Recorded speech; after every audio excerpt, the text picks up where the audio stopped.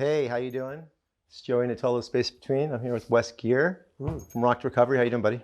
Great. Thank you for coming down, man. Thanks for having me, dude. Yeah. I'm so excited that you came in to see us. I want to talk to you. The reason why I want to rap with you is that when I saw what you guys were doing with Rock to Recovery, I went through a interesting experience. I had my bouts with addiction, like majorly. Do your viewers know that? I think I've spoke about. I mean, you know what I have. So. You know what we talked about selling kilos. So yeah, I was selling kilos of cocaine, and I was doing it all. So they they know. But I was doing all these things and doing it, and nobody really knew. I mean, I was much younger, but I took this street world into business world. But It's addiction. like Jay-Z. It was very similar. Jay-Z. I was like, my dad was a pimp and a heroin addict. He was a pimp and a heroin addict. Pimp and a heroin addict. Wow. Very creative. But when I got to heroin, I was excited to finally get to that shit show aspect of my life. I've gone through so many drugs, and I got to heroin. I was like, okay, well now I'm here. At least I should be able to create some great shit musically. The recordings and the ideas went to shit. I would just like sound like Jimi Hendrix on Badass. It was a horrible experience for me. Just so you know. If anybody out there wanted to know, I did not find heroin to be super creative. the funny thing is, I always said, because watching my dad, I was like, I'll never break skin. Never going to happen. And I found a way to do something else to get me there, which was... Yeah, I snorted it and smoked it, but I came really close. I was super dope sick, and this guy said my friend didn't have any more, and then he shot up, and I said, I thought you didn't have any more. And he goes, well, I wasn't going to let you waste it smoking and snorting it, but if you want some, I'll rig you up. And that was the lowest of low, and that's when I heard a voice say, if you do this, this is the end. And I feel like that was my higher self or God, because if I had started shooting... I was 14, and the guy was about to do it. Yeah, it was actually the girl. It was one of the girls that worked for my dad. And there was actually one of the tricks that she was with, that actually him who stopped it. I was 14 years old. He was about to do it, and I was about to let it happen, and she was doing it, and he goes, what are you doing? And stopped it right there. 14. I was 14 years old. And but I'd seen, I knew I didn't want to do it and at all. That wasn't my thing, 'cause watching my dad turn blue or OD in front of me. But I was like, I couldn't drag him to a bathtub, he's too big for me. So I watched this shit happen, and I'd be like, what did I do? Why'd you give him that? So so in my head, I didn't want it to happen to me. But as I got older, it just felt like it was so normalized that I just was like, I'll do it too. Plus addiction takes its course. I'll never do this, then you do that. I'll never do that, but then you do that. It brings you closer. And the next thing you know, you cross every line you said you were never going to cross. And that could be anything. That could be gambling. You know what? I'll never bet more than $100. You know what? I'll never get a prostitute. You know what? I'll never, and we cross lines. Addiction and behavioral disorders, you continue to cross lines that you said you'd never do.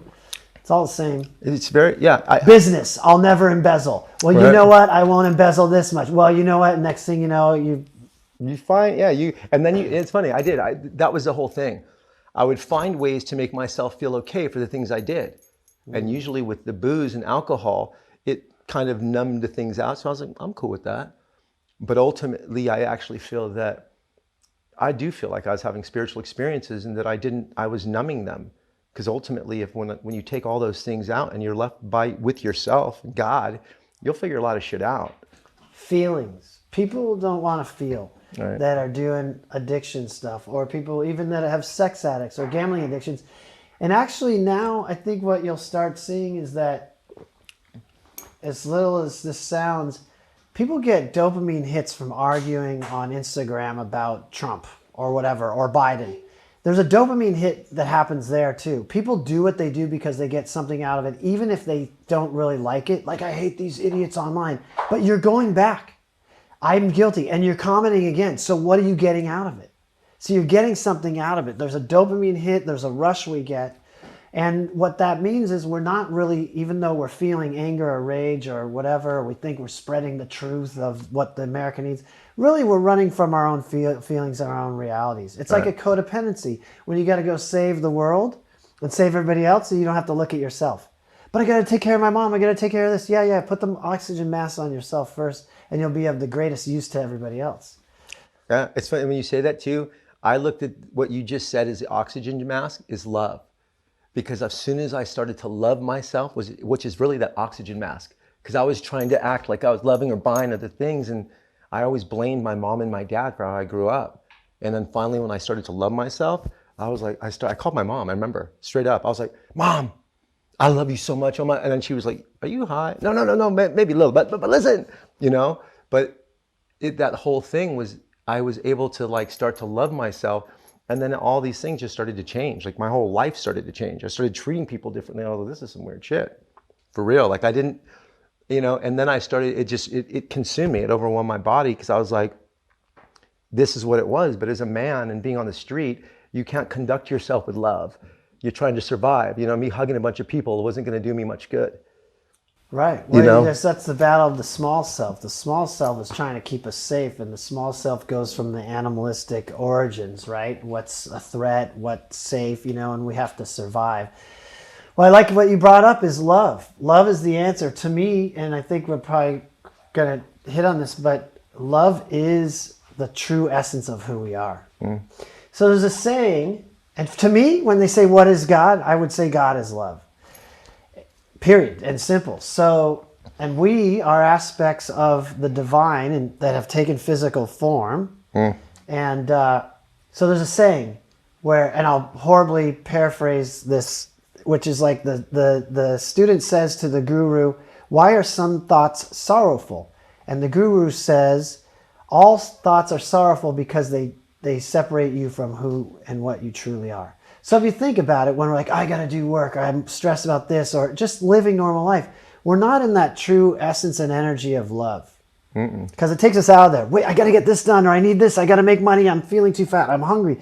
We're not just being, and that's why meditation is so powerful, because we can practice letting go of all the thoughts, which are irrelevant. They have literally no value, but they control our whole vibration and reaction to life. And when we do meditation, we can connect to source, which is the purest element and aspect of who we are, which is just love, which is the energy that permeates the entire universe. We're literally swimming in an energetic pool of love, which is God. And and the funny thing, and I'm doing this book, and I'm using a lot of like music titles for chapters. One of them is called Your Lying Eyes, which is also a song.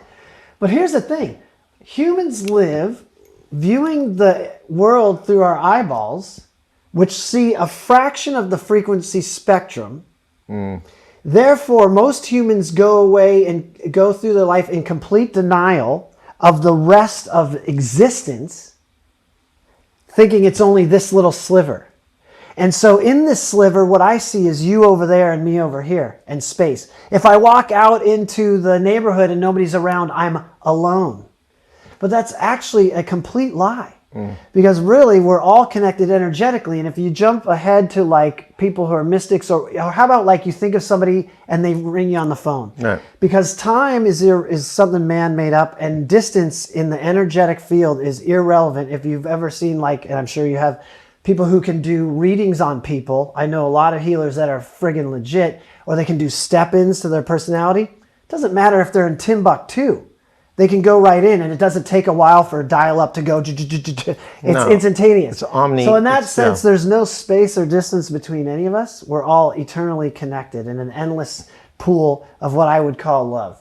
Yeah. The omnipresent, I'd call it. You're able to tap in someone across, there's no time. That's why I was doing these things, trying to understand time, and seeing these different visions just happened. Like I didn't get what was happening as it was happening.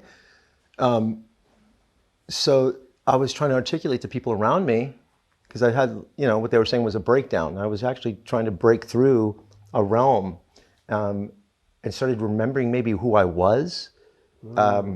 And that's really what it felt like, is a remembrance. So I'd see these things and I go, God, this feels so familiar to me. And I started acting, what I started doing is, it's like, have you ever done a past life regression? I haven't. That would be great to do. They're really cool. So I did one, and what they do is it's like a hypnotist type person, or a hypnosis person, sorry. They put you under, and like people stop smoking cigarettes and different things, but it's kind of a guided. Smoking from hypnotism. Okay, so that's a guided meditation, right? very, very similar. Kind of, they take you under, they talk you But they through. give you creative ways. And Right. meditation always doesn't do that. Okay. Doesn't always do that. Right. So, but that's the general idea is to get to that place, right? Well, for me, it's like I was walking down the street and I'd spontaneously open up to one of these realms. I would be like, what is this?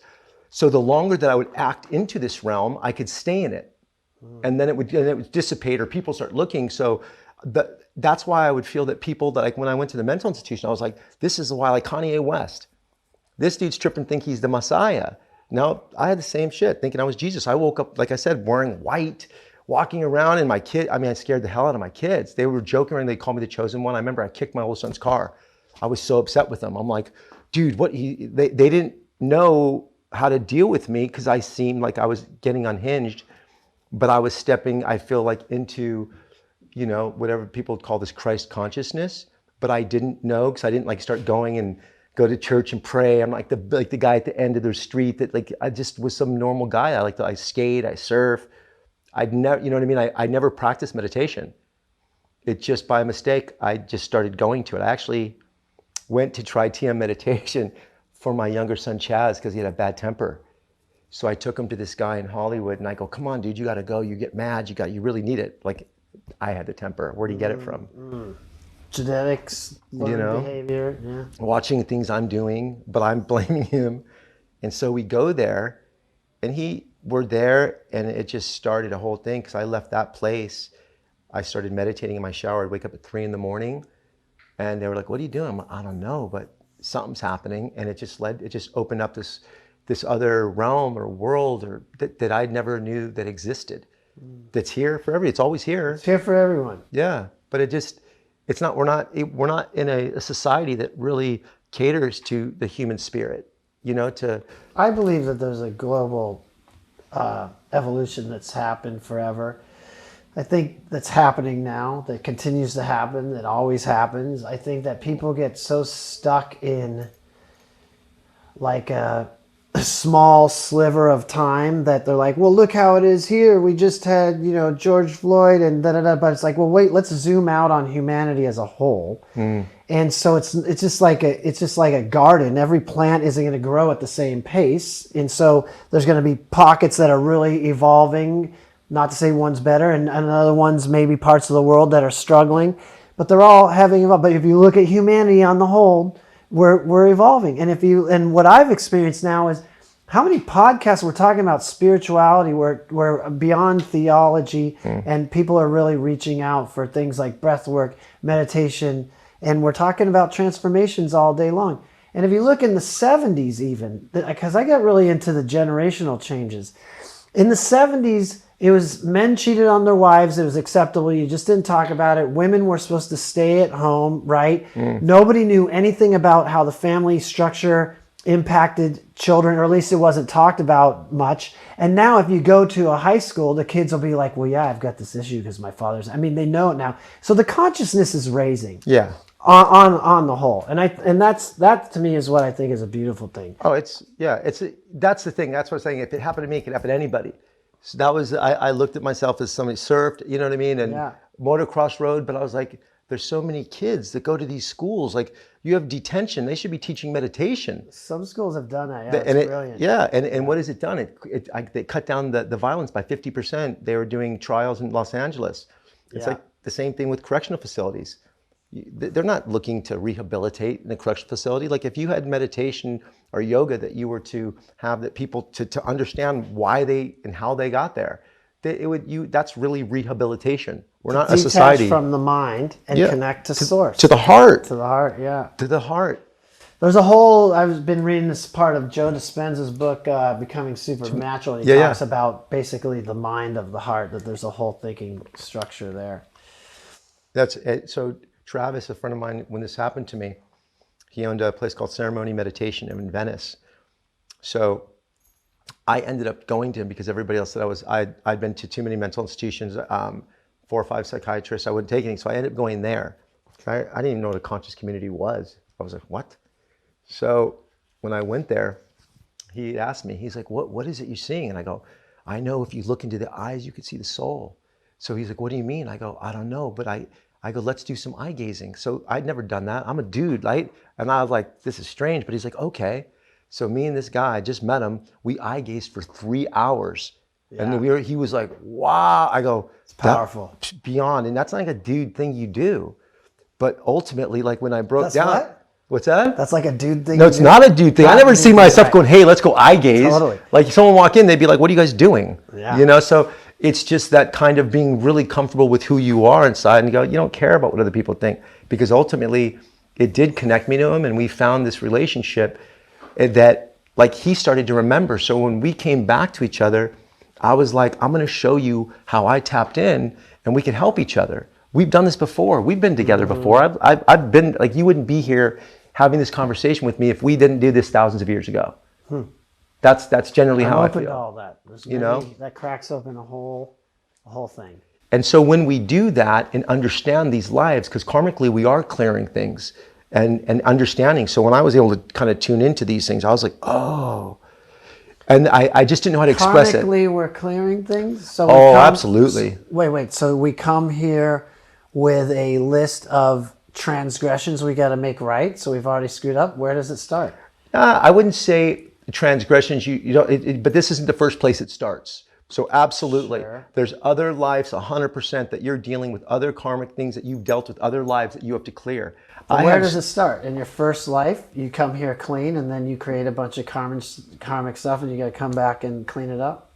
I wouldn't say I'm the karmic god, and I could tell you the exact cycle of how that works, but I could give you my experience of what happened to me, and that's the best thing I could do, because people, I feel, that start to try to teach and say other things and act like a guru, like everybody's their own guru. So the best thing I can do, like I told you for Travis, explain my experience and have you tap in your way, because everybody has a different way of understanding their instrument, you know, and how to use it. Everybody starts at different points. Yeah. And the thing I had to learn is that we have to accept people where they are, because, for example, a great example of this is addiction. Because sometimes when I'm sober now 12 years, 100% sober, don't touch anything. And sometimes when you see people who are super addicted, it's easy to go, man, what a lost cause. How come they're not acting this way or that way? They should get it right. It's like, wait, I was like that, so I don't know. They might have that breakthrough. Who am I to judge where they should be at right now? Because when we get in a spiritual path and I look back, I needed everything to happen how it happened to make my life what it is today. Even the stuff I didn't like was crucial, because I can see super important, valuable lessons that came at that time to give me the opportunity to be who I am today. So, but that's really hard for humans to do, is go, especially now I'm going to, instead of talking addiction or any type of recovery or personal evolution, is it's hard for us to accept people for where they're at. So a lot of times people go out and go, yeah, I'm like this, I'm that. Why aren't you like, don't you see? I'm going to show you. You see, here's the way. This is the way. You should see it. It's like, wait. Let them be them on their journey. Because I don't know when they're supposed to get what they're supposed to get. That's between them and God. And so for me to act like I got it down and I know where you're at is like, nope, because maybe they're supposed to get it tomorrow. Maybe they're supposed to get it in 20 years. That's their own personal journey. And we shouldn't take that from anybody. And so I think the mistake that most people make is we get so excited, and then we get into like what Alan Watts talked about, my God's better than your God, or you should see it my way. And it's more like, yo, I have this experience. I'll share it with you. If you ever want to talk, I'm here. But we talk about it by attraction rather than promotion. And so what I had happen is I would dip into bars when I smoked and I was newly sober, just to like see some girls and whatever. And then guys would go, dude, what's up with you? I haven't seen you smile. Like, you look like the little boy energy. They'd be kind of tipsy. You remind me of when we were 15. Why are you so happy? I'm sober now. And I didn't go, I'm sober, you shouldn't be drinking, what are you doing? Didn't do that to him. I said, I'm sober. You don't do anything? No. And I said, if you ever want, I'll show you how. And then a month later, bring, hey, it's Ray. Dude, you're sober and I want to know, what'd you do? Well, I'll show you. That's really, I think, our most effective way, is go out there and be light in the world. And when people want light, they'll come to us and ask for it. The whole thing of being of service is probably one of the most amazing things I think a human being can do. But you never ever think about it, because it's like I tell people, like when they said it to me, be of service, I actually thought in my head, I'm like, who could I pay to do it for me, or go get a chair? You know what I'm saying? who can I get to do it? I got to go. Who can I pay to be of service? Yeah. Right. I'm just being straight up. No, good. It's just the way I had it. I had things to do because I was much busier than them, right? It's important for me to go, but not them. That's just how I thought. And then being, it's funny. So my best friend was one of the first people who started communicating with me. So I was in the mental institution. Right when I got at 12 o'clock, I took a knee and I'm like, oh, dude, what do I do? I'm there. It's Thanksgiving. My family's, I'm in medicine. What do I do? And the only thing I heard was be of service. And I'm like, what? Yeah. What the hell? And then they called my name and the guy was saying, Nitolo, come out. And the guy grabbed me and I was tripping because I was in med, but it was just, they had these big security. And then that led to another engagement with the security, which got me a 250, which is a little higher. Level up. Level up. I leveled up. Homie, level up. But it was interesting because the first thing I did, well, after that happened, I was like, okay, now I started cleaning piss and shit straight up. Like I started just going and doing it. I don't know why, I just, whatever that came in, I just did it. And the funniest thing about it is that all of a sudden I'd forgot what I was there for because I was helping other people and it wasn't such a bothersome situation. And then I was talking to these other people and cruising and all of a sudden I'm like, wait, you ain't so crazy, you know? And then I started to really, have this thing. I'm like, I got to help these people when I get out of here. I got to help feeding the homeless people.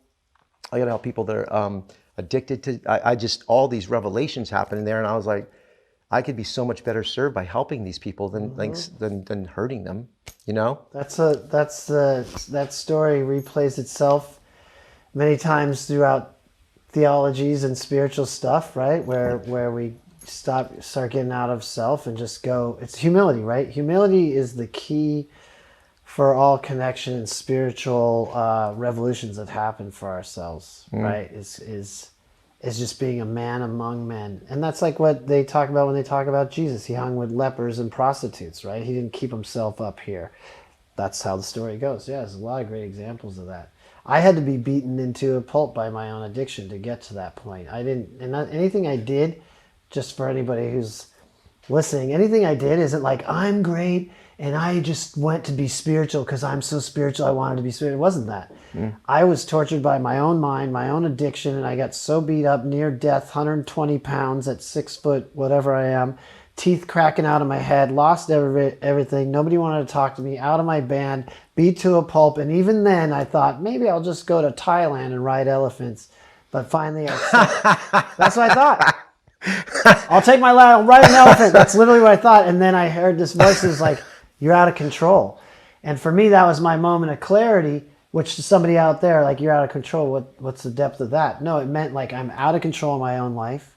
I'm out of control. I'm completely unmanageable. I can't control my addiction. I can't control outcomes in anything. I need help. And that was me giving up control and saying, okay, I'll accept help. And in accepting help, that's when I opened myself up to take guidance from other people who had success. Right. And I went after, okay. And the funny thing is, if somebody wants to be a millionaire and I'm like, I have $100 million and you let's say your kid broke out of college and I say, here's what to do, kid, you want to make millions? You're like, oh, right, show me what to do. I want to make millions like you. That's replicated over and over and over.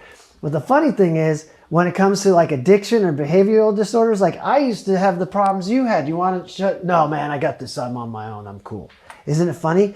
And a lot of these more deadly disorders, we won't accept help. But in the world of business or other, we'll look for our mentors.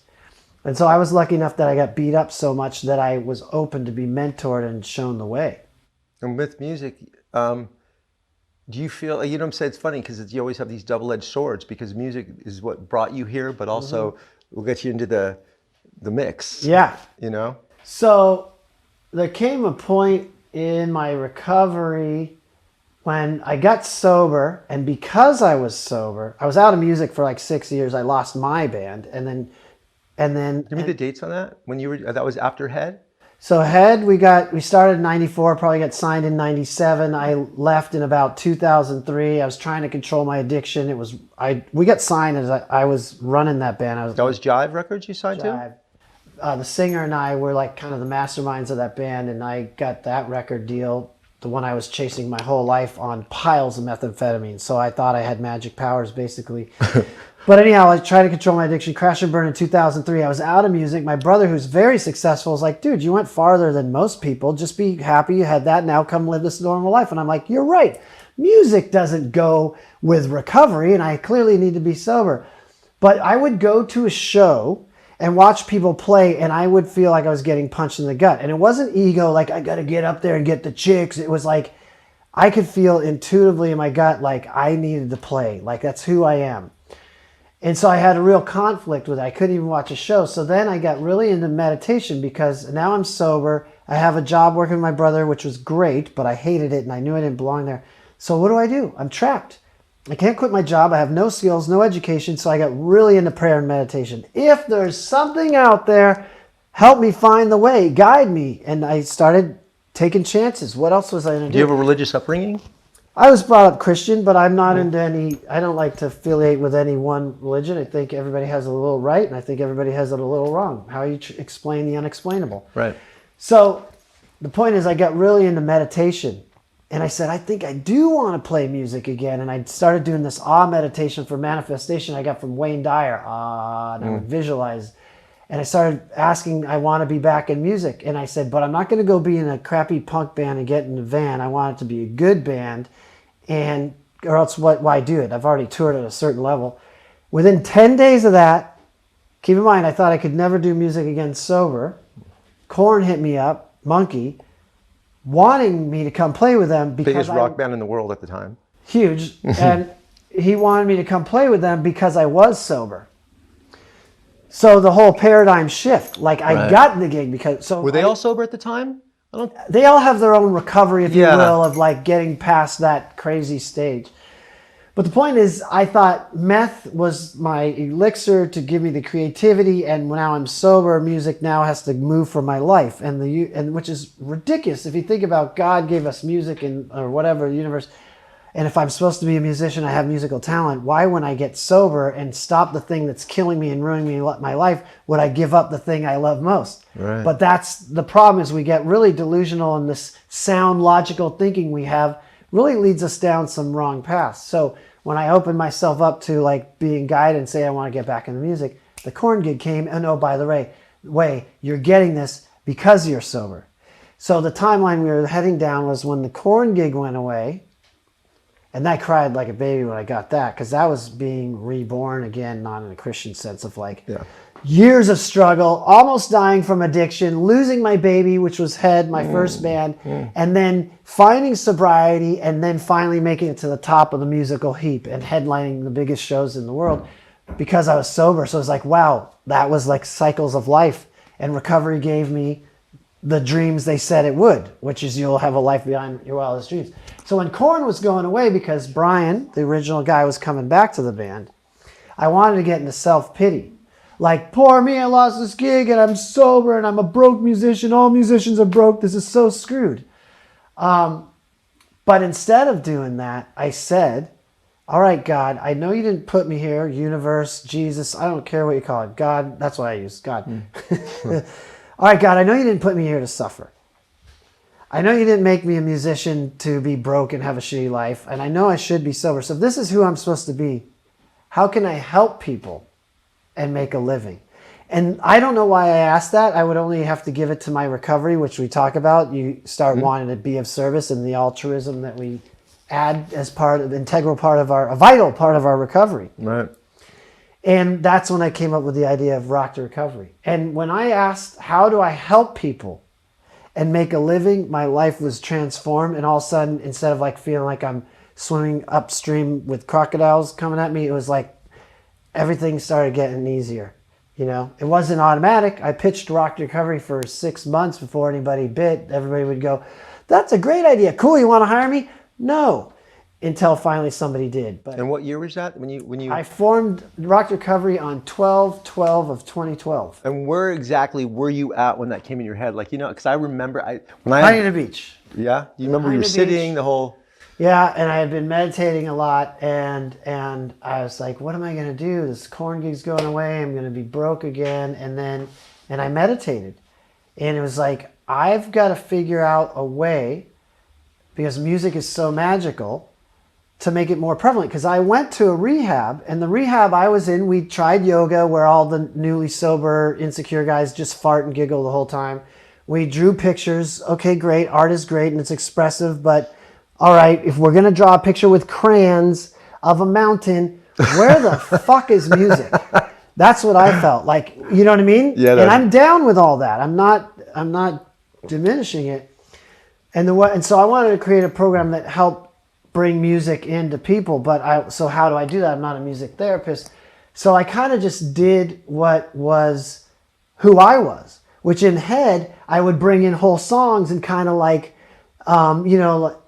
like I loved teaching music and I loved showing people and kind of helping cultivate stuff together. That's kind of the role I played in that band a lot of the time. So the idea was that I was going to try to get the elements, the magical therapeutic elements, if you will, of playing music in the hands of non-musicians. So I went back to my brother, who fired me, by the way, and said, this is my idea. And he's really smart. He's very pragmatic, but he goes, wait. You're going to try to write a song with like 10 or 12 non-musicians? You know how it is when you're in a band and everybody's fighting about how the song goes and I want my part. He goes, I don't know, dude. That's what I'm thinking. I was like, oh my God, he's right. And by that time I got hired. Somebody wanted me to start and I was like, oh Jesus, I can't pull this off. What will I do? Well, then I saw, it's a famous TED Talk. I don't know the title, but it's The Why. It talks about Apple computers and the why. Mm-hmm. So in marketing in the old days, they used to say, hey, buy my computer. This is my computer. Buy it. It's blue and this and that. And Apple said, they didn't say buy our computer. They said, well, you want to integrate your songs and your photos and this. And if you want to do that, we have something that does that. They give you the why. So when I was terrified and almost said, I can't do this and ran away, I saw that and I was like, I'm going to go into these guys and tell them the why. And I went in with a bunch of junkies and drunks who are barely sober. And I said, look, I'm like you. I was in a rehab. I get it. It sucks being sober. It's hard. It's tough. The emotions and this and that. But if you're going to be in here and you're going to draw pictures, you're going to do yoga, you're going to talk to your therapist, how many of you love music? How many of you think music can change the way you feel? It's kind of magical. All of us. Right. Okay, well, I'm here right now to try to create a music program with you. I'm not shoving this. It's ours to create. Let's do this. Here's my idea. And I think we can have a rad experience, and I want to write a song with you.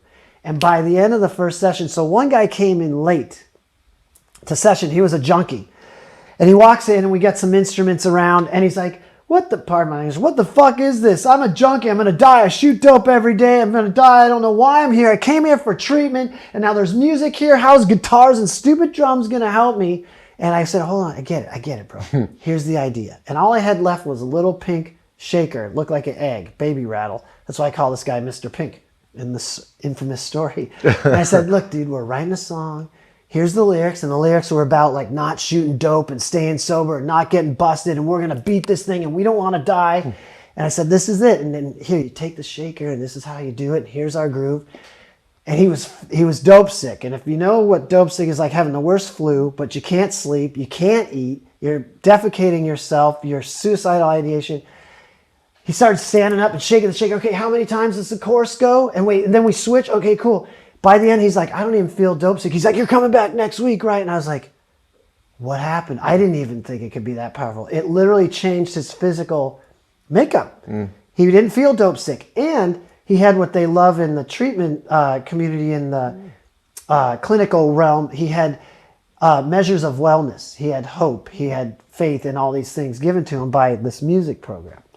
So from that, once I saw that, it's been a fun journey to just see how far we can take this thing of getting non-musicians to play. And then we record the song in the end.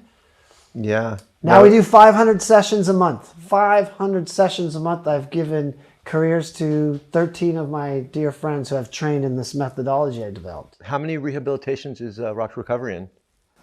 We work with probably over 100. And in the world of rehabs, they go out of business so quick because a lot of people come in because you can make money, but a lot of them come and go so fast. So we've worked. If 1/3 more stayed in business than have, we would be huge.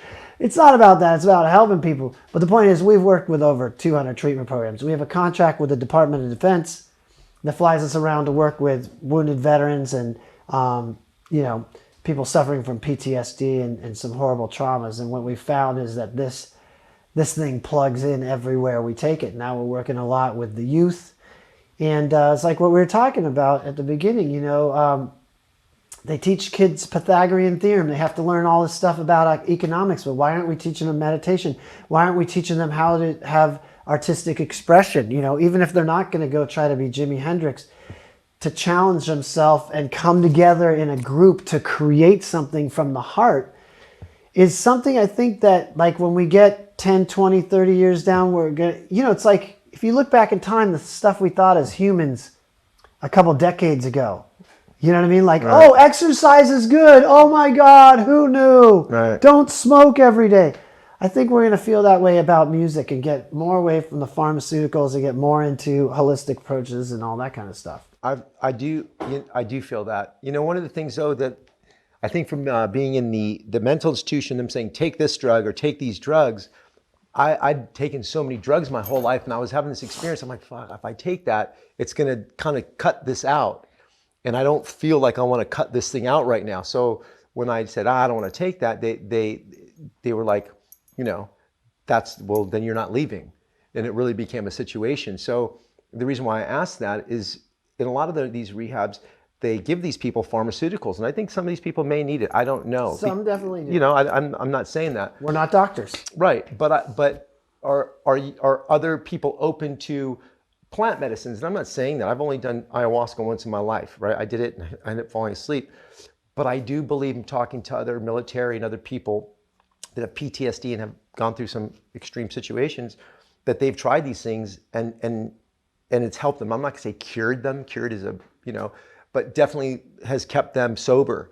One of my friends, he's like, dude, I was gonna die. Like I was about to die.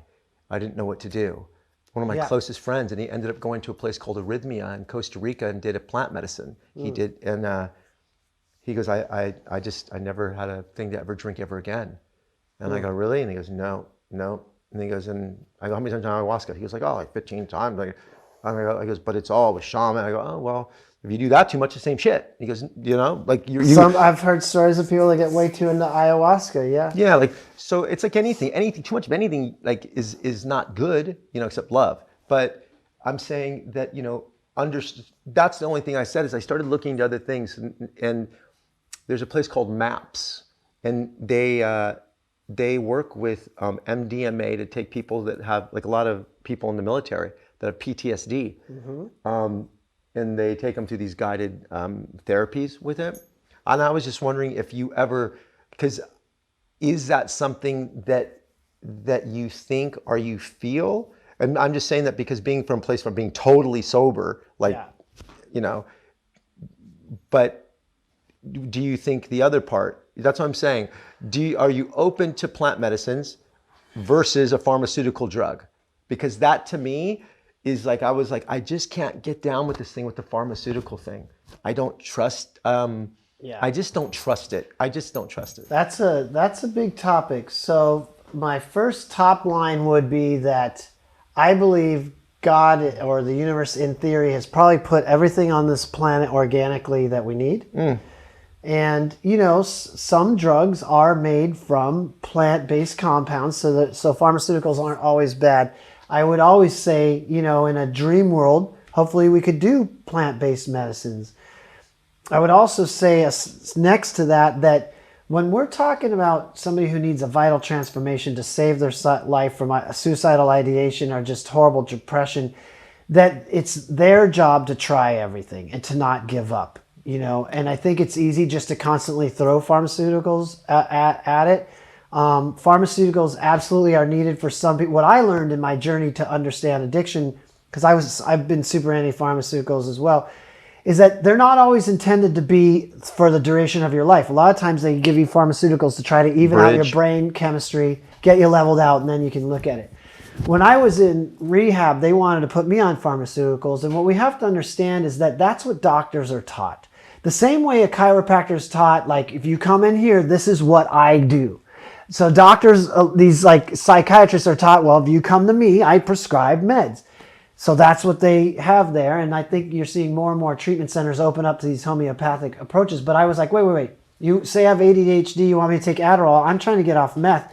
Let me get to a baseline first. Right. And I think what happens a lot of times is I get it. They're like, well, we don't want the person to feel so shitty when they're detoxing that they AWOL AMA against medical advice and go use. So let us inebriate them so they feel good enough that they'll actually stay here.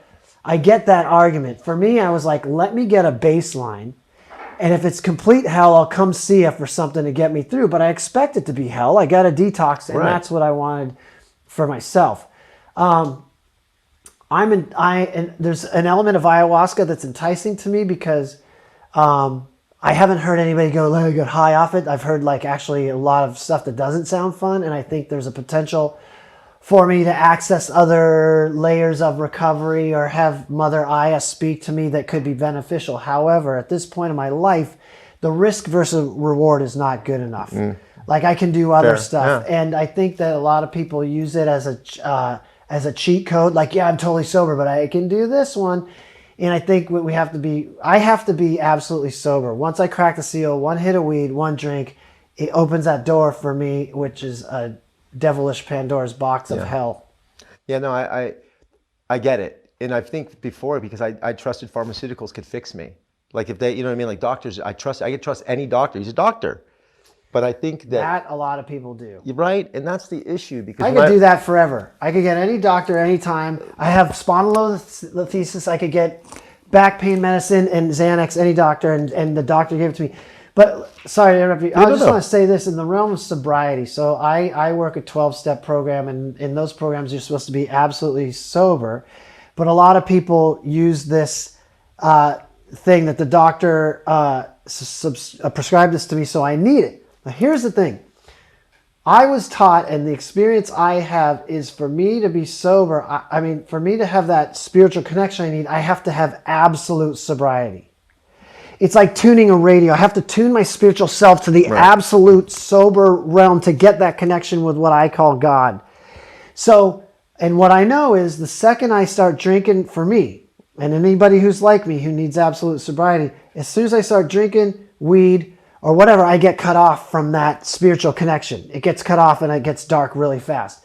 So, if a doctor prescribes it to me, even though it's prescribed, it still cuts me off from that vital, absolute sober connection that I need. And I've worked in recovery with guys who were on these psych meds they need, and I can't tell somebody to get off them. But I have witnessed them struggle to get that spiritual connection and relapse, and then finally get off the psych meds, and then finally find recovery. So there's those cases too. The thing I think about that is because when you go in, right? I went into the place. They asked me, "What are you feeling? What are you experiencing?" And when I told them, I got thrown in a mental institution. So when I went to the mental institution, they said, "Take these pills," and I said, "No, I don't want to take these pills. I want to just kind of like set into this for a minute." That's where my non-trust started, because I started going, "Wait, one of the most amazing things is happening." I didn't know this at the time, but now looking back, was happening to me. That? It was 3 years ago. It was 2016 November, day before Thanksgiving. Forcing you to take meds. If I didn't take it, I couldn't leave. See how antiquated it is? So that's 2017 or whatever. Yeah. So I was like sitting there, but I was trying to. Were you violent? I had got into some fights, yes, but I was also Well, you're not making a strong case that you didn't need something. No. But let me explain the fight. So what happened was they were beating up people that were in this place, and it usually happened at the phones. So I would go, okay, because the first time, remember I told you, I didn't say what happened. The guy grabbed me. What happened? They sent 4 guys in, and I just did what I had to do. I wanted to take a couple pieces with me, so to speak. So after that turned into a 14 or 15 day hold, 5250. But after that, whenever I'd see these same ding-dongs start to, when something's going down, because they all come up. And so when that happened, it would always happen near the phones or near the machines where you got the food, the candy. I would just go sit next to the people they were going to go beat up.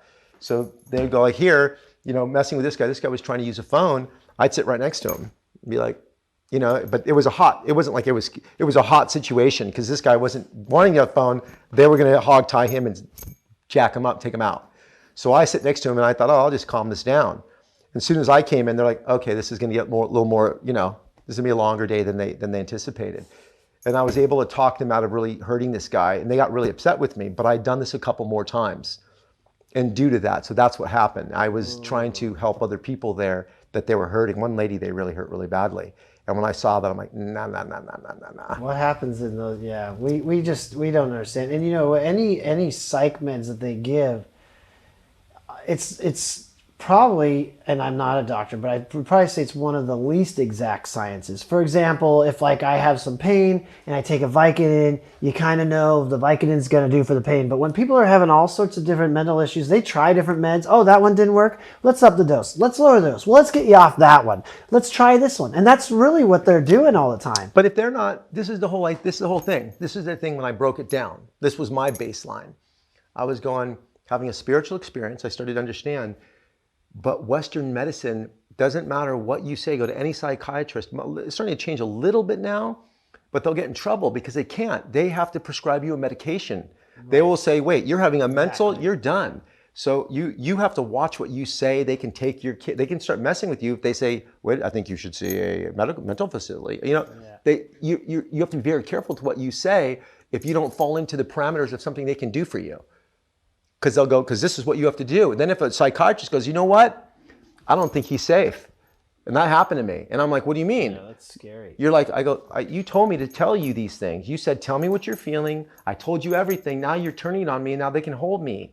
Well, that's what happens big with the military is because now they're trying to keep, vets and stuff from killing themselves. And they, of course, go through all this trauma. And so they start, and you can imagine at first you're trained to like, I don't care if you're hurt, whatever. Yeah, so what? Somebody got blown up. You go do your job. Right. There's that mentality just to get back on the front, as they say, Metallica. And but so now they're starting to try to, give therapy and resources to these vets and stuff. But once you open your mouth, then, well, you're not fit for duty or we can't send you back up flying that plane now. Now you're over here, so they don't want to say anything.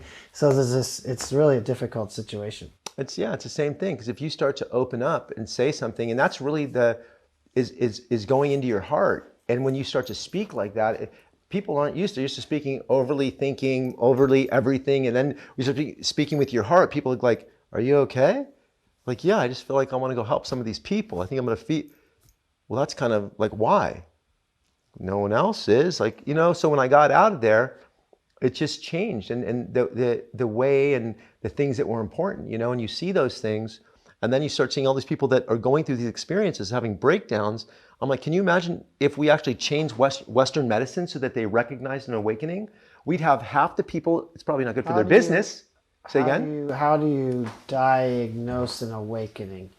How would you diagnose awakening? I mean? Well, they do. I can tell you. I mean, they have specific symptoms that mirror schizophrenia, bipolar disorder. Oh, absolutely. So what you do is you raise money and do trials with universities.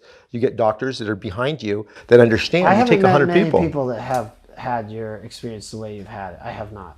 But I have been open. But it's sometimes when we were talking with me and my friend that sometimes when people are hearing voices and talking, that maybe they're just talking to others, because how can I say I know this guy, Paul, channels and he can step in and channel voices and guides come through him and he's not crazy, but the guy in the street going, he might be doing the same thing, he just doesn't know, and it's driving him crazy. And what that is having a firm understanding of who you are.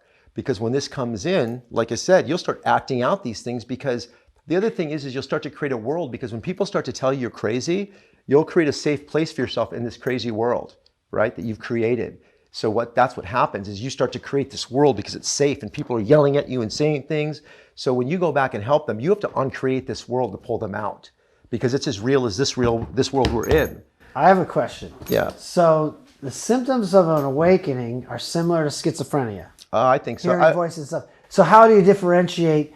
Like you're saying, I wasn't schizophrenic. I was hearing voices that were very real, and they were my friend, etc. How would you differentiate that?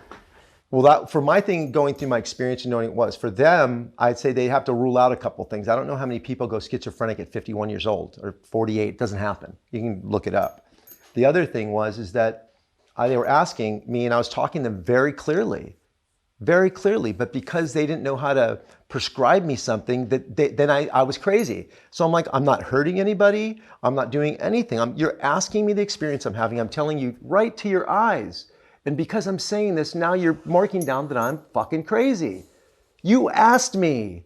This isn't right what you're doing to me or these people, man. This isn't cool. Sounds like you should have gone and talked to the... This is what they do to everybody in there. The mystics. Well, how many people... Well, you're not saying everybody in there was having a... No, it's all... Look, spiritual experience. Well, I think that a lot of people didn't know what's happening. They're trying to kind of settle into what is happening because you're being told you're crazy. You'll start to believe that you're crazy. Then you'll take the meds because if you don't... So now you're on this road going, I'm really doing good now. That's a big generalization. Mental health is a giant scope, right?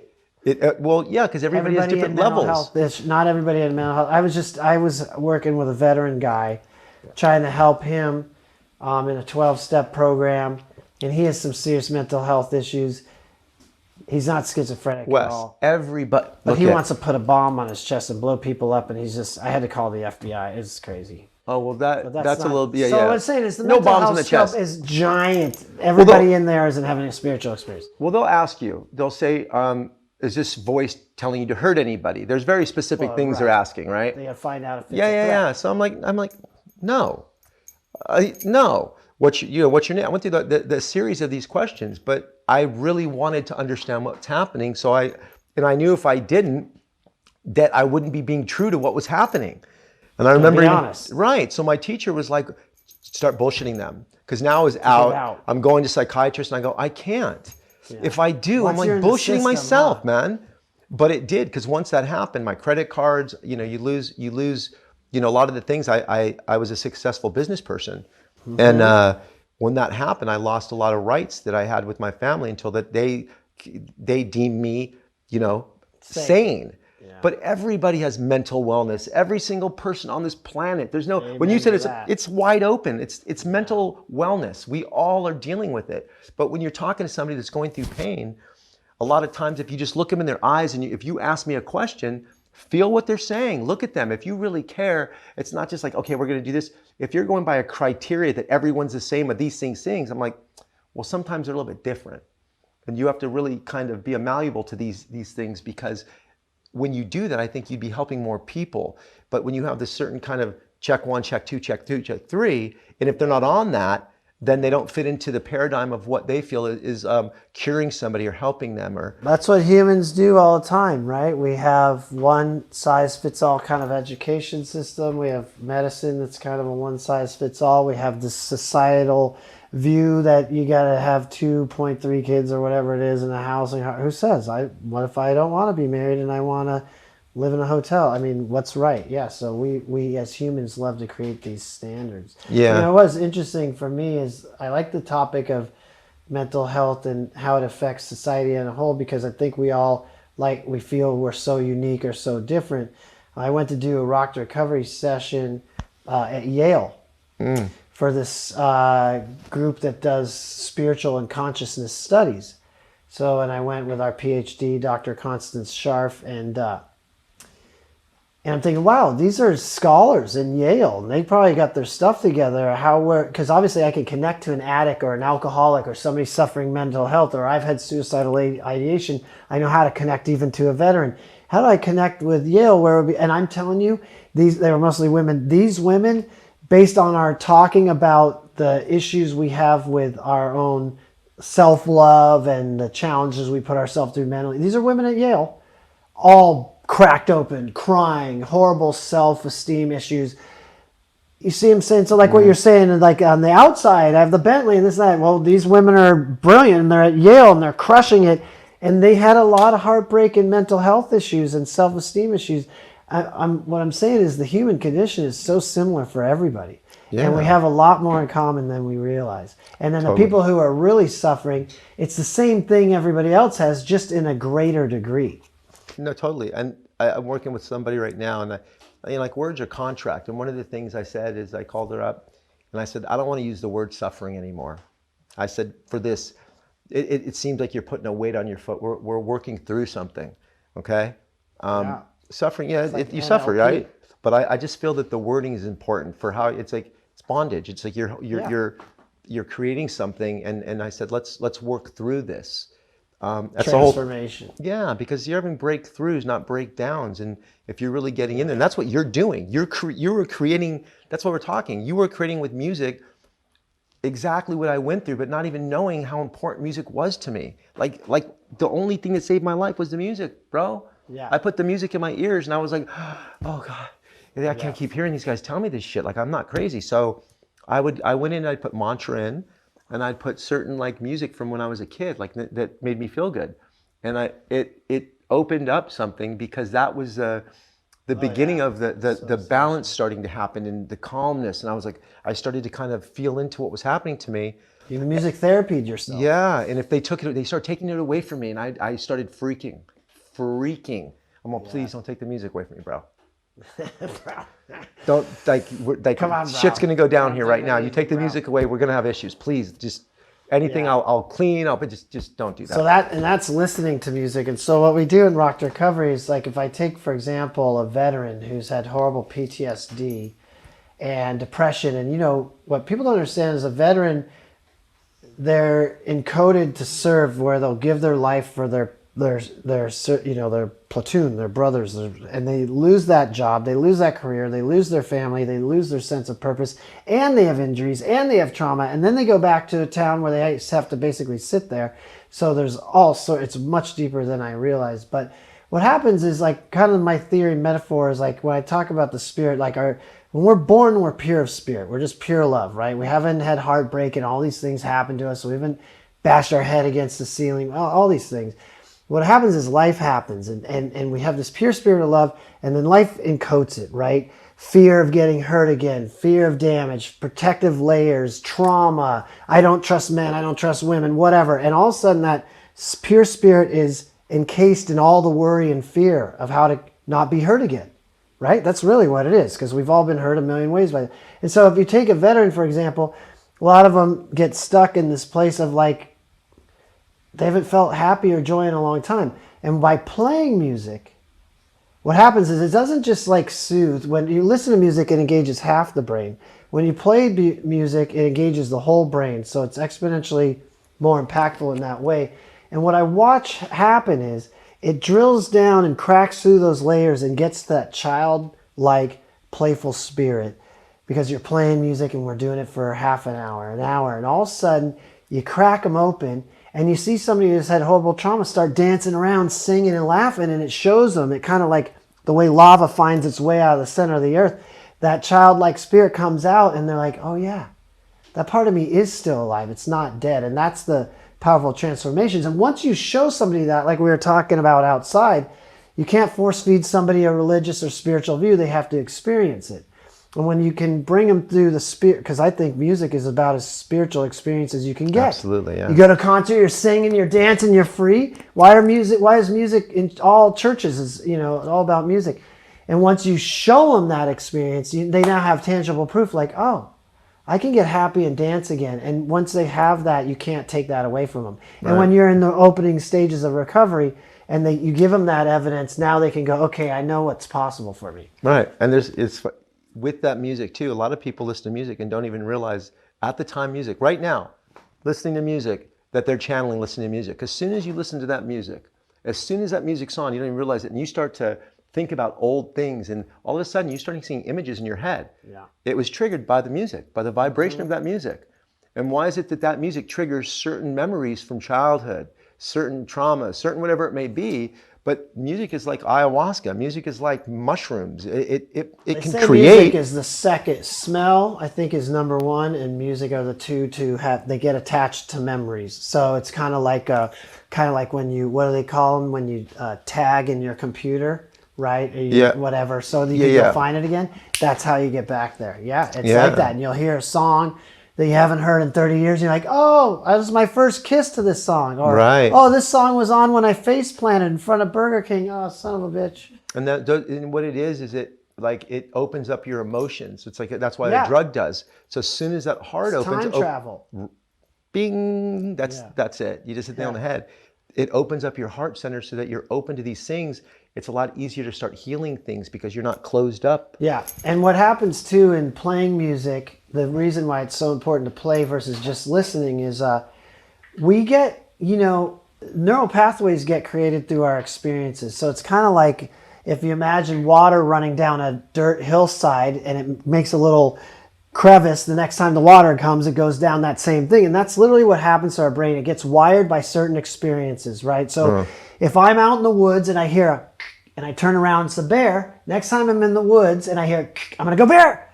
You know what I mean? So we get these program responses because our brain starts wiring a certain way. And this is why people, and this is, scientific psychological fact, get stuck in these loops because they can't break out of these wired neural pathways, right? So with music, by playing music, we're literally helping to rewire the brain and create new experiences. And that's why the new realm is so rife with experiential therapies, because they're literally rewiring the brain. Now, psych meds can help level out or help with brain chemistry that causes problems.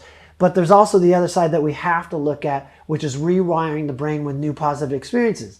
That's why a lot of people who, like, if you're maybe a woman that was raped or whatever, and so men are like this, you got to find one guy you can be platonic with and have just a quality, rad male-female relationship and rewire that, like, hey, see, this can be, and it literally repairs the brain. Yeah. I think that's one of the main, from my experiences, is just looking at that and opening up to feelings and not shut down to expose myself to heal, really. Because normally I think shutting those things down. See this? Yeah. This, my buddy Brandon and I went to Thailand, and I was like, I want to get a tattoo. What's it say? So it's Thai, and we're all into like this work, this self-evolution work, and it says, feel everything. Because wherever we don't want to feel is the place we got to go most. Right. So anybody listening, the thing we don't want to talk about, that's what you got to talk about most. It's a relationship with fear, right? That's what I said. Yeah. Have a relationship. Everybody says, I don't want to do that. I got to do that. And I was like, I kind of started to go, you know something? It's like a boxer. Guys that lean back get knocked out. You got to lean in. Okay. Yeah, well, that's yeah. When we're talking, I'm talking more not necessarily about like, hey, you got to go bungee jump. Maybe that's what you got to do if that scares you.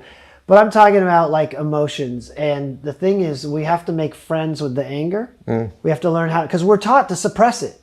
You make me mad, and then I go, oh, it's okay. No, it's cool, bro. Well, what happens? That anger gets strapped in my body. We disconnect. You think it's cool because I told you it's cool, but now we have an energetic block. Until I can go to you and go, man, that really hurt me, man. And you go, and then what happens? The wife or the husband, for example, is like, they start arguing like, what? That's not what I mean. But we don't hear each other. We go, oh, I hurt you. Okay, I hear that hurt you. Doesn't mean it's a personal attack on you, but I'm telling you my feelings that I had. And we have to learn to experience them all and not label them. Well, that's bad. You shouldn't have been upset. I didn't mean it. Honey, you made me feel like I look ugly. But that's not what I said. That's not, no, hear her. That's how she felt. Okay, I hear you. I'm sorry you felt that way. Well, guess what? I love you. I'm glad you could process that. And then we come back into connection. Right. Well, this is something that society doesn't know. And I think that's what's happening like in our political system, everything is everybody's cracking open and they're feeling. And I think, I'm not pro-Trump, but I think there's something that he's bringing out, which is there's so much anger and everything that people are cracking open. Because in the political realm, it was always BPC. But now what we're finding out is like, oh, if you yell at me and call me names, then I'm going to call you names back. And now the world's dealing with everybody being cracked open. Everybody is cracked open right now. And I think, again, zooming out, let's get out of Biden versus Trump, America. Let's zoom out to the population of the evolution of mankind. And now what we're learning, I think, more is to deal with our anger and our emotions and let them out. And hopefully we'll come, I think what we need next is a big healing. Totally. It's not, like I said to a friend of mine, I'm like, they got pissed. I'm like, this isn't a civil rights movement, bro. This is a spiritual rights movement. This starts from like the whole thing, the Constitution, all this stuff was built to slavery, the Native Americans. It's like land, it's like people taken from their land and land taken from their people. That's what's going. There's a lot of things going on right now that are happening, but people are like putting band-aids on these little things. I'm like, there's something else at the surface of this that we have to bring back to its balance that we took straight up. And this is why we have these things. And people are like, it's this. I'm like, once you go a little bit deeper, you'll start to see these people are in pain that you don't even realize that we have to address. And you're right. Like, I don't trump this, that, but he serves a purpose. Because these things are happening. That's what they say. God's got a plan. I think that a big problem we have, and this could tie all these things together and hopefully get us out of politics a little bit, but is one of my theories that I wanted to do a little Instagram video on is names and titles are really dysfunctional. So, for example, if you go God, I have this experience all the time with people. I believe most people actually do believe in God. But when you use the word God, Eckhart Tolle talks about this. Yeah. Words are signposts that take us to a deeper meaning. So a great analogy for this is you and I, let's say we're going to have a kid. You're my wife.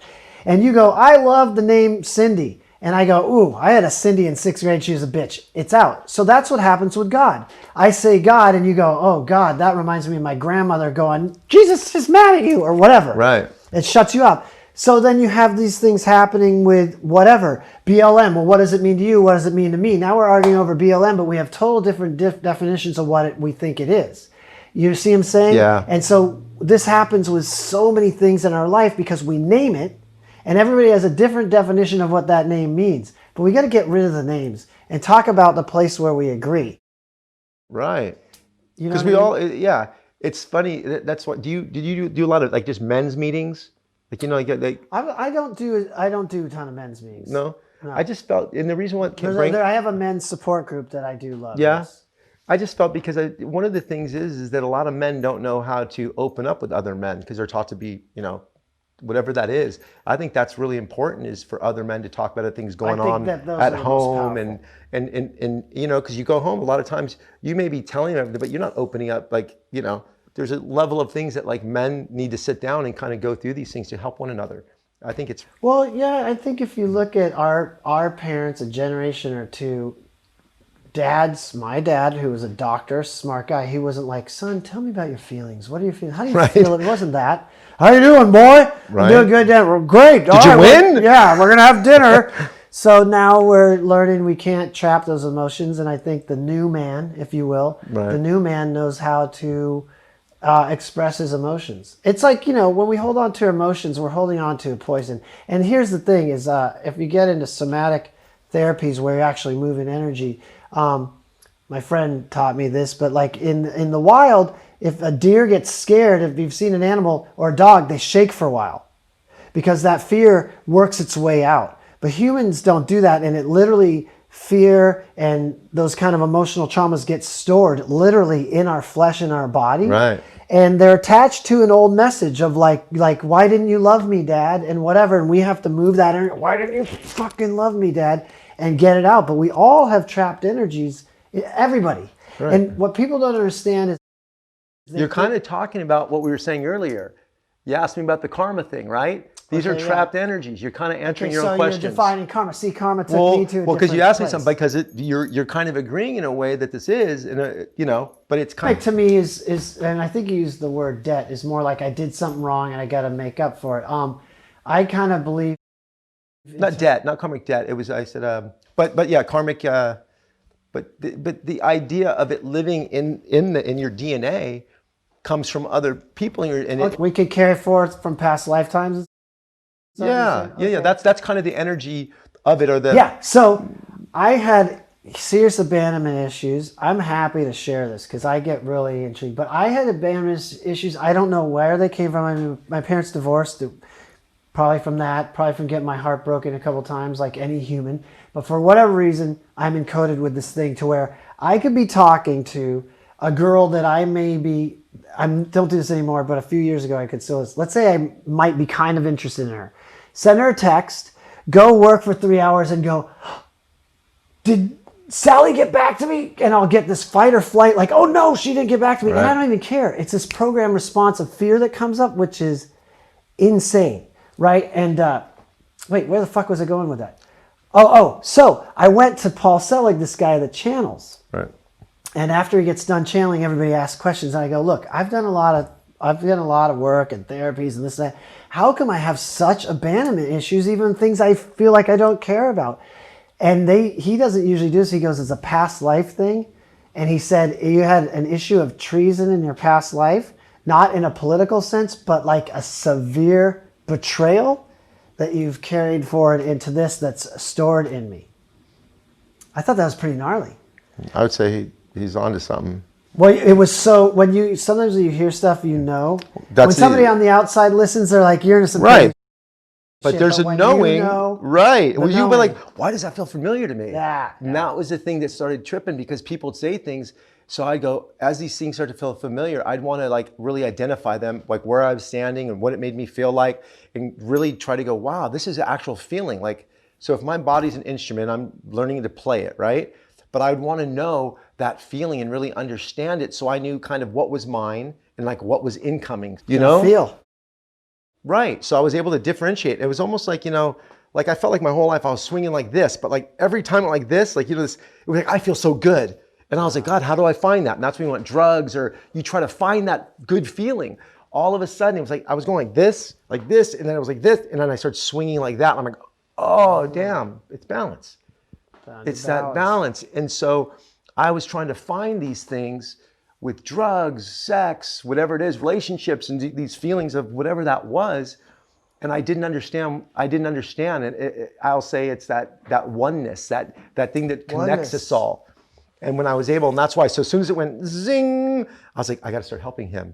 I got to start helping her, and then I felt part of this, a part of God, a part of us all being together. And then it sounds real corny. I'm like, how do I present this in a way I don't sound like how do I say these things that are coming into me that sound so wacky? Everybody's God language is different. And I think that's why people like, for example, something like Christianity or something. It's like, okay, this is a book. Let's all agree on this book and we're cool. But even in that, you see how many fights, if you will, arguments, because it spins out into 18 million versions of Christianity, because we're like, well, we think this and we think that and we think this. The point I'm trying to make here is like, it's really hard to tell anybody, like we were talking about outside, about spirituality. They gotta find it's a trail they gotta blaze on their own. And if somebody wants some information, like for me, when I was like, I want to learn about chakras. What are these silly chakra things? And then I swear to God, I met a girl on Bumble, and right when I met her, she walks in, she didn't tell me anything about being a healer or anything. She goes, is your back hurt? And I go, yeah, it's really bothering me lately. She goes, you having financial problems? And I had just lost the Korn gig. I like, hell yeah, I am. She goes, yeah, it's tied together. Well, she didn't come in and go and brag about being a mystic, and she handed me a book that was Barbara Brennan's Hands of Light. Barbara Brennan was a NASA scientist who started seeing auras and chakras. And it's all about the scientific studies proving auras and chakras and how they correspond to the colors and the frequencies that people were telling us thousands of years ago, and we're just now proving that, oh, those mystics were right. But how funny it came right when I was like, I want to learn about chakras. And that's where we have to put faith that if somebody truly seeks, God or the universe will show up with the lesson they need at that time. That's amazing. One of the things earlier I was thinking about when you're talking to me was, is there another, because after Rock to Recovery, right? Because you're doing amazing work. I feel that there's like, you're about to take people to this whole other thing, because I'm saying like, there's more, meaning like you're getting them to this place, which is amazing. But I'm saying, do they come like as far as like they're like another level of meditation, yoga, or whatever this is that, I know they do it there to go, okay, I'm staying sober. I'm been sober. But you know what I'm saying? As far as like taking it, you get to a place and that's it? You've leveled out? Or is it, is saying via Rock to Recovery? Yeah. I think if I would answer that question is Rock to Recovery, I would never say this probably. Well, maybe I would. I think it's about giving them a spiritual experience that's self-evident, that's profound, that is dramatic transformation with a simple act of music, and then that's just one piece of their journey. I don't take responsibility. Like, we're not a treatment program. We're just trying to You know, it's kind of like In-N-Out Burger, man. Did you ever think of starting your own treatment program? Oh yeah, thought about that a lot. I have many ideas and many plans. I have many. Yes, and I actually was approached. Can I say something? Yeah, I've been approached by people to start one. It will happen. Okay. I guarantee you this. Thank you. I've thought about it. Right now, since we're talking about that, you know, there's a lot of people don't know about this, but there's a thing called Sober Companions. You probably do. And so I want to get into that because I've come from the entertainment world, and I was friends with Chester and we lost him, and so many of my friends. And not everybody has the opportunity to go to a rehab for a couple months. Right.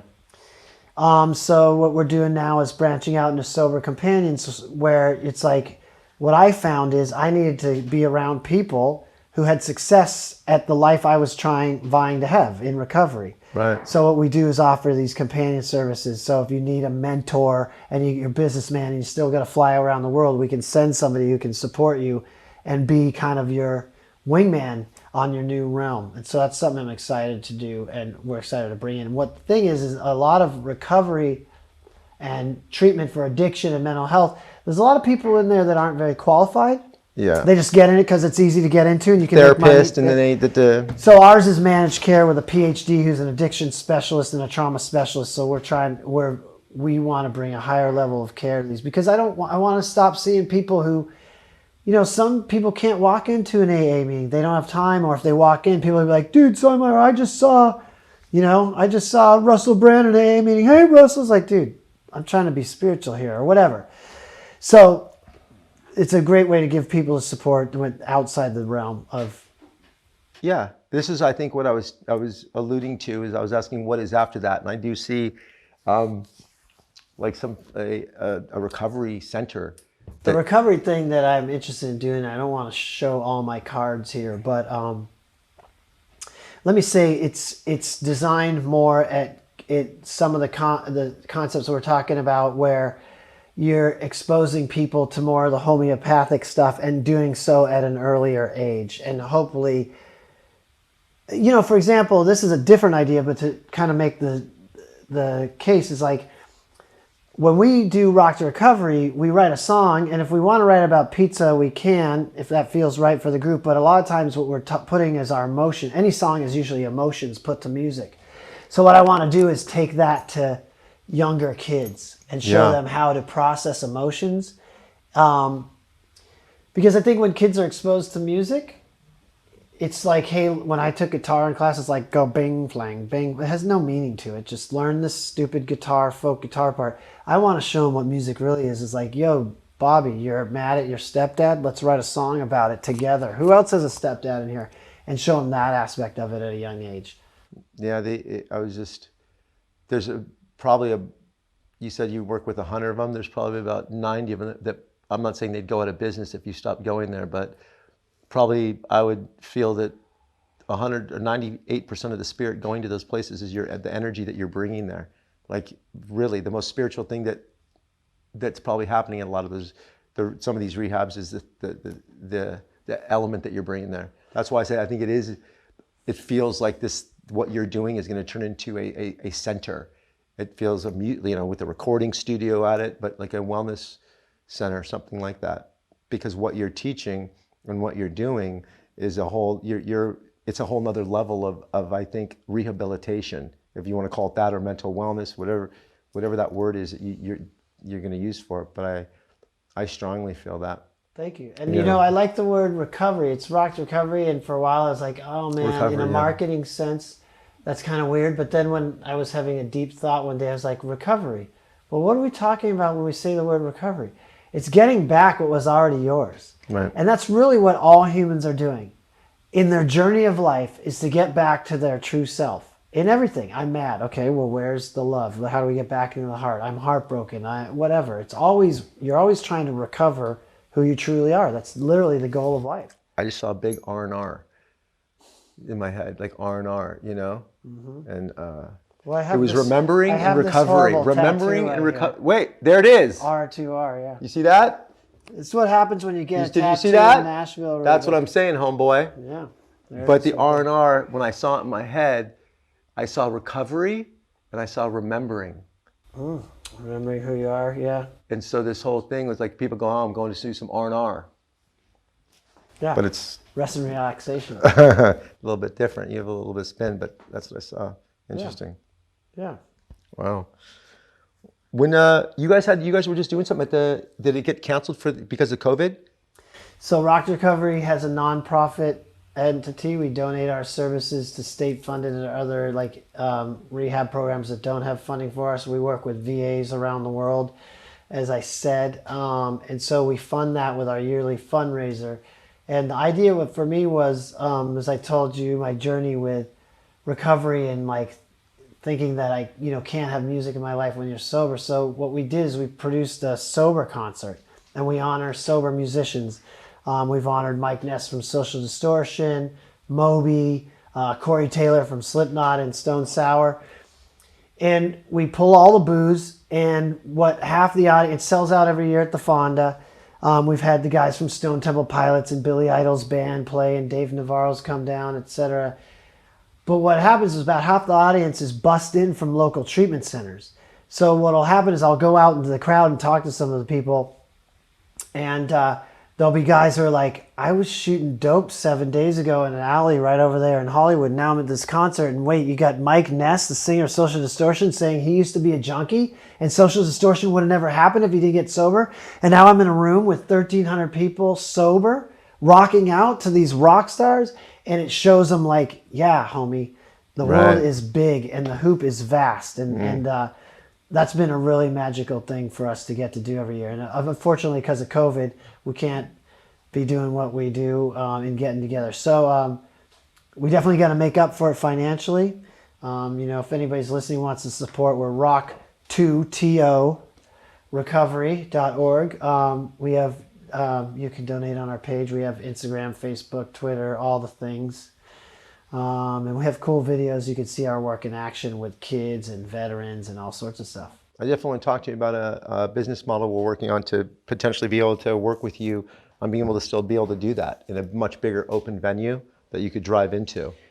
And we've talked about this. One of my guys who assists us, and he was the guy who pushed me over the edge of doing the first event. I took my own money, had no artist, and put down a commitment for $15,000 to fill a venue at the Fonda. And I had my friends who are big producers going, how the F do you think you're going to sell tickets, this and that? I was like, I don't know. But my other buddy, Joe Fletcher, he used to book all the big Seattle bands, and he's worked for the Obamas, and he's done huge shows. He's like, do it. We'll figure it out. And it was really scary. But that first show, we had Chester come out, and Fred Durst, and Mark McGrath, and the Camp Freddy guys from Billy Idol, and if you build it, they'll come. It was funny because that's how I had the idea. We weren't selling that many tickets. Well, how did I fill the room? Oh, maybe I could get treatment centers to come.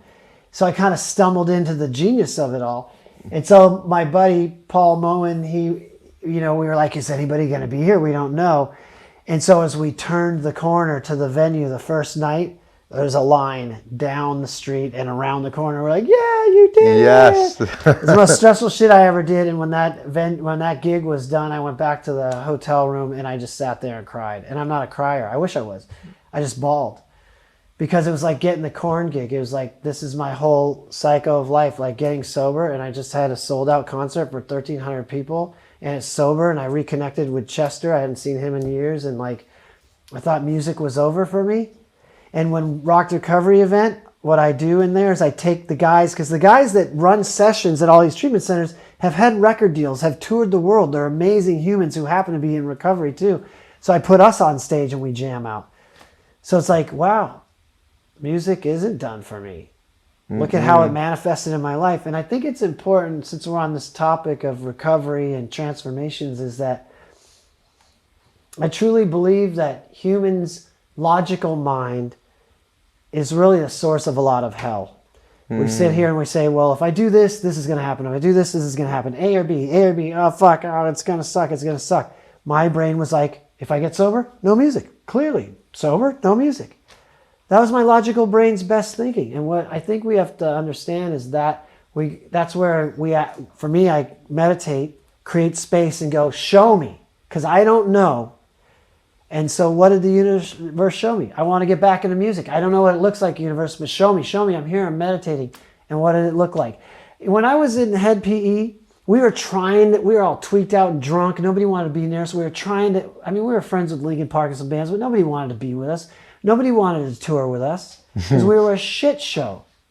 And I was out of the music for all these years. And then I go and get sober, and who's at my concert, which is our concert. I'm not being egotistical here. Right. All the rock stars I was trying to connect with my whole life.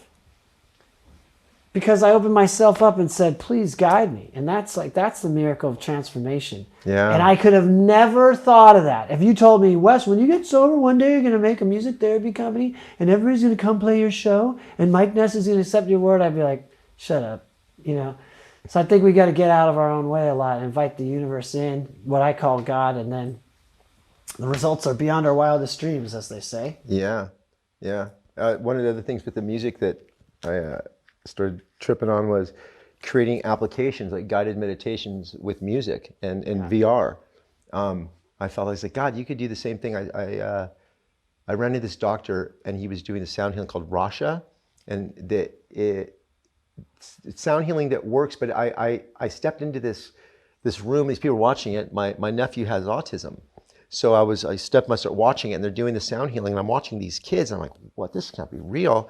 And these kids are totally, it's helping them. Like kids that were like looking off, that stargazing, like looking up, and like we're actually starting to talk to people and engage with them. And I was like, wow. Sound and vision. Yeah, and I'm like, yo, I said, how is this? I go, why don't more people like use this? I don't get it. Right. And he goes, because they could make more money selling pharmaceuticals. And I'm like, no, you're kidding, right? And he's like, no. He's like, NASA uses this machine. You could look it up. And I'm like, wow, it could do so much. So there's so many amazing things that we have that are on this planet. It's not like the 8th day God goes, yeah, let's make pharmaceuticals. Like, come on, bro. Like, these things are here, but and right in front of us. Things do. They guide you to something that's inside of you that's there. You're recovering. In there. It's in us. The answers are all in us. But we're always seeking from someone else. Hey, this guy will tell me, that yogi, this guru. It's the same thing like when I used to create music, and when Head was forming, our songs sucked. And then I started doing a bunch of meth, and I started writing really great songs, and I started giving it up to like the meth gods to write this music. No, it's me writing the music, and the meth just cracked me open. It's a horrible analogy because that's a deadly version of it, but it's the same thing when you get a veteran to play music. It's you're tapping into. We didn't give you some, acid hit so you can go synthetically get there. We brought you into yourself, that childlike spirit, just through music was the vehicle. Or with autistic kids, we gave you vision and sound, and you tapped into what's inside of you. Yeah. It's you that's there. And then I think that's the journey of true holistic medicine, is to crack open what you already have inside of you. Yeah, it's funny, like that was the gift really, is it's like it's right here. Like God has everything, it's right here, but we're always going outside, and that meditation, and that, like I always call meditations like taking out the garbage, right? Just like, let's just clear this out a little bit and just make room for new. Courtney Friel, she's my friend. She's a KTLA news anchor. She's sober. We always talk about meditation. Her analogy, which I love, is, first of all, if you're out there and you're thinking about stopping, or if you're thinking about meditation, it's not about stopping your thoughts. Your brain thinks. It's always going to think. But what the metaphor I love is, it's like a snow globe. And when you shake up a snow globe, that's our brain usually. And when you meditate, it's when you set the snow globe down, and the snow starts settling. And the longer you meditate and the more you do it, the more the snow settles. And now when I meditate, my brain gets pretty quiet. And then the spirit of the universe comes through. So, yeah, and so I think with music, and it led me to get to you, was I had a doctor come here, and I said, I want to understand brain waves and how we're getting there, and meditation. I said, I want to understand. I want to rig me up, So we all did this test, and so we're doing it, and he goes, you're in theta right now. And I go, I'm aware of this. And he goes, that's interesting. And I said, do you want me to tell you how I did it? And it's interesting because I did it with music. I did it with those plugs. So what happened was, when everybody was going ding, ding, ding, ding, ding, and telling me all this shit, I couldn't listen to it. I had to listen to my music. So I would just walk and listen to music. And what that did, because right when the music went in, I would start to get these visions, and it put me in this theta state. So like that's what I said. I would have spontaneous like things happen. I'd be like, yo, I had to kind of settle that in, but that's just how my operations now works on that, you know. I still meditate every day, but I operate in a functioning theta state all day. That's great, because in your theta state, that's when they do the hypnosis and you can reprogram your brain. Oh, it wasn't all that great. He also said, he goes, it looks like your brain's disconnected. Now I started giggling, Travis, from that. I was like, okay. You know, because you want to hear all these things and go, oh yeah, you know, like, and I was like listening because he did mine, he did Dave's, the producers, and we all had these different things. It was really interesting because this technology he had would check your chakras, your heartbeat, and all these. You know, I didn't get it. I don't, you know, what I mean, I look at it, it looks great, a lot of colors on it. When he started telling, but it made a lot of sense. I mean, the mind wave and scanning the brain waves, I get all that. I've connected myself to like lie detectors tests. I did that in the beginning because I was like, I don't feel crazy, right? But I'm going to put a series of these questions together because I want to know if I believe what I believe, right? Mm-hmm. So that's what I did. And I was like, now that's really interesting. So I was trying to understand all these things by getting rigged up to things and seeing how my body, if I was sweating, and you know, because when I took a lie detectors test the first time, I figured if I took it and I passed these things I was saying to my ex-wife, she'll go, oh, he'll let me back. She'll let me back in the house. So I was like, I'm gonna go, and there was some crazy ass questions on there, but I was like, all right. And the guy, there's like, I passed it twice with flying colors, but now the guy's tripping. He's like, what is this? What are you doing? I go, I'm doing a test for CSUN. I just started talking shit because I was just so happy that I passed it. I didn't really care because I was like, I'm going home.